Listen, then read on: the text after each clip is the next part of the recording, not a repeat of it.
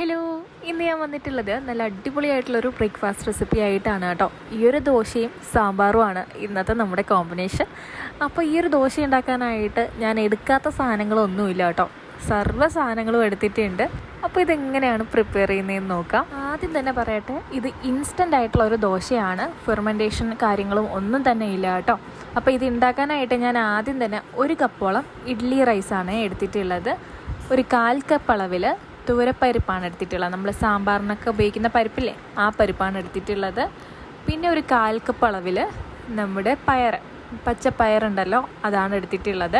പിന്നെ എടുത്തിട്ടുള്ളത് മൂങ് ദാലാണ് കേട്ടോ. അപ്പോൾ അതും 1/4 കപ്പ് തന്നെയാണ് എടുത്തിട്ടുള്ളത്. അരി ഒഴിച്ച് ബാക്കി എടുക്കുന്ന എല്ലാം തന്നെ 1/4 കപ്പ് വീതമാണ് കേട്ടോ എടുത്തിട്ടുള്ളത്. അപ്പോൾ ഇത് കടലപ്പരിപ്പാണ് കേട്ടോ, അതും 1/4 കപ്പ് തന്നെ എടുത്തിട്ടുണ്ട്. ഇതിപ്പോൾ റാഗിയാണ് എടുത്തിട്ടുള്ളത്, അതും 1/4 കപ്പ് തന്നെയാണ് എടുത്തിട്ടുള്ളത്. ഇനി ഇതിലേക്ക് എടുക്കുന്നത് കറുത്ത കടലയുണ്ടല്ലോ, അതാണ് 1/4 കപ്പും എടുത്തിട്ടുള്ളത്. അപ്പോൾ അതും ഇതിൽ ഇട്ട് കൊടുക്കുന്നുണ്ട് കേട്ടോ. ഇത് നിങ്ങൾക്ക് കാണാൻ വേണ്ടിയിട്ടുള്ള എളുപ്പത്തിനാണ് ഞാൻ ഇങ്ങനെ സെപ്പറേറ്റ് ചെയ്ത് എടുത്ത് കാണിക്കുന്നത്. ഇനി ഇതിൽ ചേർക്കുന്നത് വെള്ളക്കടലയുണ്ടല്ലോ, അതാണ് ചേർത്ത് കൊടുക്കുന്നത്. അതും 1/4 കപ്പ് അളവിന് തന്നെയാണ് എടുത്തിട്ടുള്ളത്. നിങ്ങൾക്ക് വേറെ എന്തെങ്കിലും ചേർക്കണമെന്നുണ്ടെങ്കിൽ ചേർക്കാം കേട്ടോ, പക്ഷേ 1/4 കപ്പ് വീതം തന്നെ ചേർക്കാനായിട്ട് നോക്കാം. പിന്നെ ഗ്രീൻ പീസ് 1/4 കപ്പ് തന്നെ എടുത്തിട്ടുണ്ട്. അപ്പോൾ അതും ചേർത്തിട്ടുണ്ട്.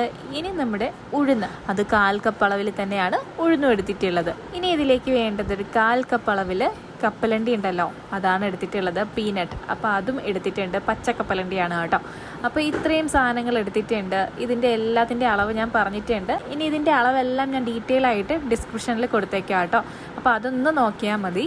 അപ്പോൾ ഞാനിവിടെ ഒരു 10-11 സാധനത്തോളം എടുത്തിട്ടുണ്ട്.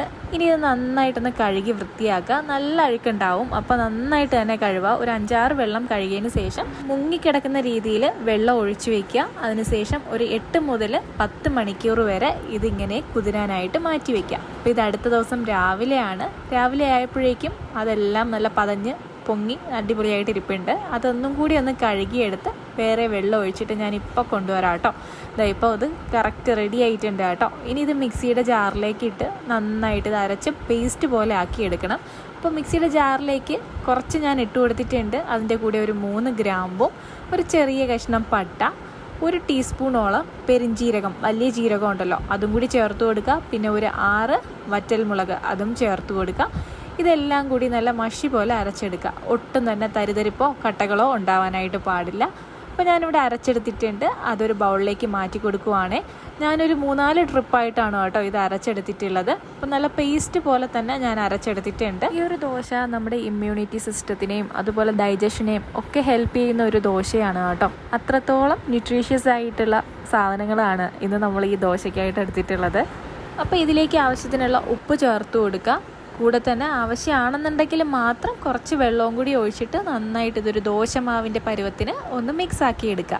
അപ്പോൾ എനിക്കിവിടെ വെള്ളം ചേർക്കേണ്ട ആവശ്യം വന്നിട്ടില്ല കേട്ടോ. എനിക്കെല്ലാം ഒന്ന് മിക്സാക്കി വന്നപ്പോൾ കറക്റ്റ് ഈ ഒരു കൺസിസ്റ്റൻസിയിൽ തന്നെ എനിക്ക് കിട്ടിയിട്ടുണ്ട്. അപ്പോൾ ഇനി നമുക്കെല്ലാം ഒന്ന് ദോശ ചുട്ടെടുക്കാം. സാധാരണ പോലെ തന്നെ വെള്ളം ഒന്ന് തളിച്ച് പാനിൻ്റെ ആ ഒരു ചൂടൊന്ന് മെയിൻറ്റെയിൻ ചെയ്തതിന് ശേഷം കുറച്ച് ഓയിലൊന്ന് ബ്രഷ് ആക്കി കൊടുത്തിട്ടുണ്ട്. അതിന് ശേഷമാണ് കേട്ടോ ഒരു തവി മാവ് ഇതിലേക്ക് ഒഴിച്ചു കൊടുക്കുന്നത്. ദോശമാവ് നന്നായിട്ടൊന്ന് പരത്തിയതിന് ശേഷം അതിലേക്ക് കുറച്ച് നല്ലെണ്ണയാണ് കേട്ടോ ഞാൻ ഒഴിച്ചു കൊടുത്തിട്ടുള്ളത്. നെയ്യുടെ ഫ്ലേവറാണ് ഇഷ്ടമാണെന്നുണ്ടെങ്കിൽ നെയ്യും ഒഴിച്ചു കൊടുക്കുക കേട്ടോ. അപ്പോൾ ഞാൻ ഇന്നിപ്പോൾ ഈ ഒരു ദോശയ്ക്ക് നല്ലെണ്ണയാണ് കേട്ടോ ഒഴിച്ചു കൊടുത്തിട്ടുള്ളത്. അപ്പോൾ ഇത് ചുമ്മാ കഴിക്കാൻ നല്ല ടേസ്റ്റ് ഉണ്ട് കേട്ടോ. നമ്മുടെ ആ ഒരു പെരുംജീരകത്തിൻ്റെയും എല്ലാത്തിൻ്റെയും ഫ്ലേവർ വരുന്നത് കൊണ്ട് നല്ല ടേസ്റ്റായിട്ട് തന്നെ നമുക്ക് കഴിക്കാനായിട്ട് പറ്റും. ഇത് പഞ്ചസാര ചേർത്ത് കഴിക്കാൻ നല്ലതാണ്. സാമ്പാർ, ചട്നി, ഇതെല്ലാം ഇതിൻ്റെ നല്ലൊരു കോമ്പിനേഷനാണ് കേട്ടോ. നല്ല ക്രിസ്പി ആയിട്ടുള്ള ദോശയാണ്, നല്ല ടേസ്റ്റുമാണ്. ഇതിൻ്റെ പുറത്തോട്ട് തേങ്ങ ചിരുകിയിട്ട് അതൊന്ന് വിതറിക്കൊടുത്ത് അങ്ങനെ കഴിക്കാനും നല്ല ടേസ്റ്റാണ്.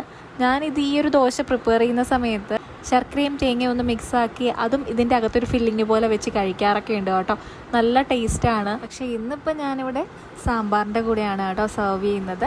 അപ്പോൾ നല്ല ക്രിസ്പി ആയിട്ടുള്ള നല്ല അടിപൊളിയായിട്ടുള്ള ദോശയാണ്. ഉറപ്പായിട്ടും ട്രൈ ചെയ്യാം. ഇത് ഊത്തപ്പത്തിൻ്റെ രീതിയിൽ വേണമെന്നുണ്ടെങ്കിൽ നമുക്ക് ചെയ്തെടുക്കാം കേട്ടോ. അങ്ങനെ കട്ടിക്ക് ഈ ദോശ ഒന്ന് പരത്തിയിട്ട് അതിലേക്ക് ചെറിയുള്ളിയും പച്ചമുളകും മല്ലിയിലയും ക്യാരറ്റൊക്കെ വിതറിയിട്ട് കഴിക്കാനും നല്ല ടേസ്റ്റാണ് ഈ ഒരു ദോശ. അപ്പോൾ അങ്ങനെ ഇഷ്ടമുള്ളവർ ആ ഒരു രീതിയിലും ട്രൈ ചെയ്ത് നോക്കാവുന്നതേ ഉള്ളൂ കേട്ടോ. അപ്പോൾ നല്ല ക്രിസ്പി ദോശയാണ്, ഉറപ്പായിട്ടും ട്രൈ ചെയ്യാം. വീഡിയോ ഇഷ്ടമാണെന്നുണ്ടെങ്കിൽ ലൈക്ക് ചെയ്യാനും ഷെയർ ചെയ്യാനും, സബ്സ്ക്രൈബ് ചെയ്യാതെ കാണുന്നവർ ഒന്ന് സബ്സ്ക്രൈബ് ചെയ്ത് കൂടെയുള്ള ബെല്ലൈക്കണും കൂടി പ്രസ് ചെയ്ത് സപ്പോർട്ട് ചെയ്യാനും മറന്നു പോകരുത് കേട്ടോ.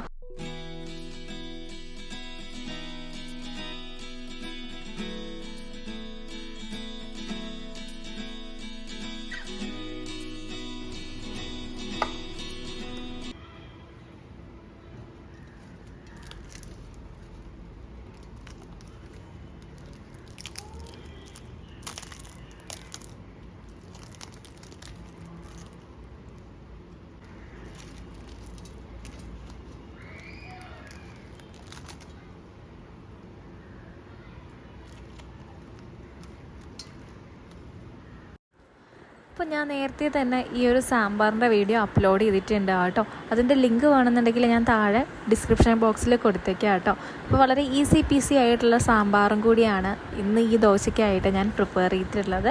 അപ്പോൾ ഇത് ഉറപ്പായിട്ടും ട്രൈ ചെയ്യാം, എല്ലാവർക്കും ഇഷ്ടമാവും.